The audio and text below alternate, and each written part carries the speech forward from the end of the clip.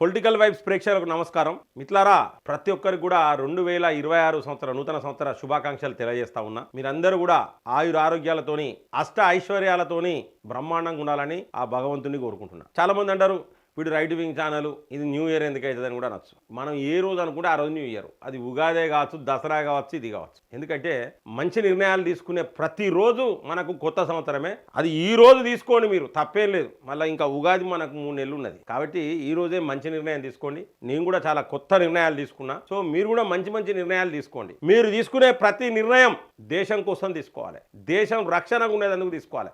అది ఏ రాజకీయ పార్టీ నాయకులైనా నేను చెప్తా ఉన్నా. ముఖ్యంగా నా విషయంలో చెప్పాలనుకుంటే ఏంటంటే, నేను తీసుకున్న నిర్ణయం ఒకటే.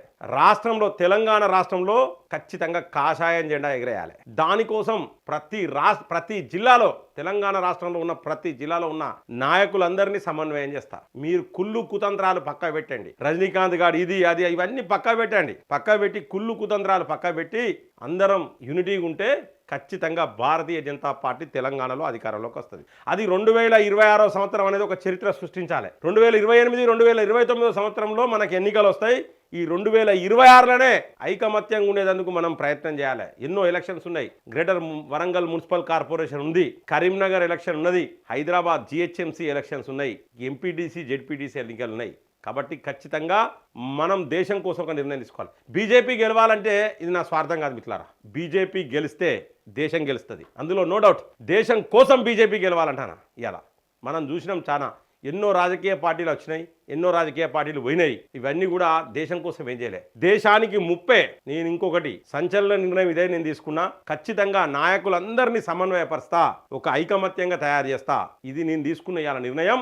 అందుకనే అందరికి కూడా హ్యాపీ న్యూ ఇయర్ చెప్తా ఉన్నా మిత్రులారా. ఇక పోతే నా మీద కుళ్ళు కుతంత్రాలు పెట్టుకోవడం బంద్ చేసి ఎట్లా కాల్సి ఉండాలి. నేను సినిమా చూసిన, చిరంజీవి సినిమా చూసిన మిత్రులారా. కౌగులించుకుంటాడు, పోయి కౌగులించుకోగానే అంత మార్పులు మొత్తం చేంజ్ అయిపోతారు. అంటే ఒక రౌడీ, ఒక గుండా అసంటోడు కూడా కౌగులించుకుంటే వాటిలో మార్పు వచ్చే అవకాశాలు ఉంటాయి.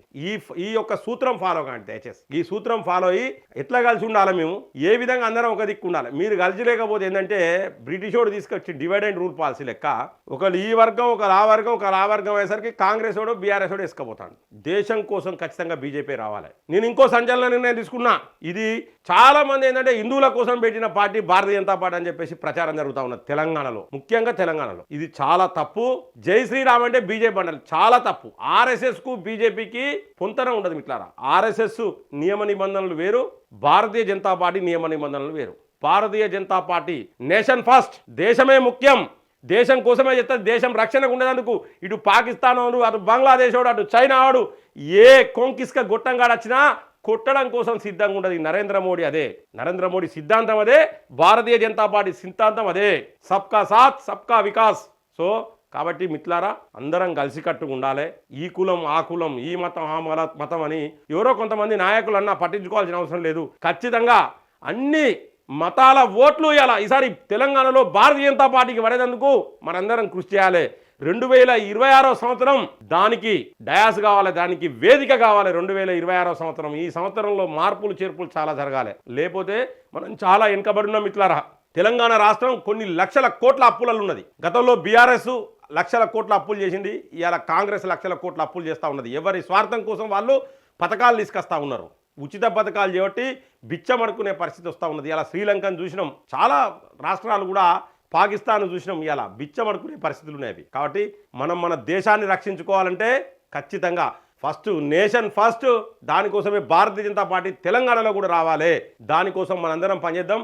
నేను సంచలన 2 నిర్ణయాలు. నెంబర్ 1 పాయింట్, భారతీయ జనతా పార్టీలో ఉన్న నాయకులందరినీ సమన్వయపరుస్తా. ఇందులో నో డౌట్ అందరితోని సమన్వయపరుస్తా. కొడవలు గిడవలు అవసరం లేదు, ఈ కుళ్ళు కుతంత్రాలు అవసరం లేదు, ఈ స్వార్థాలు అవసరం లేదు. దేశం మంచుకున్నారంటే మనందరం కలిసికట్టుకు ఉండాల్సిందే. Number 1 point. ఇక కలిసి ఉండను అని ఎవడన్నా ప్లాన్లు గిన్లు చేసేటోడు 2026 సంవత్సరంలో మడాష్. ఇక అందులో నో డౌట్. ఇది నేను జ్యోతిష్యం చెప్పడం లేదు.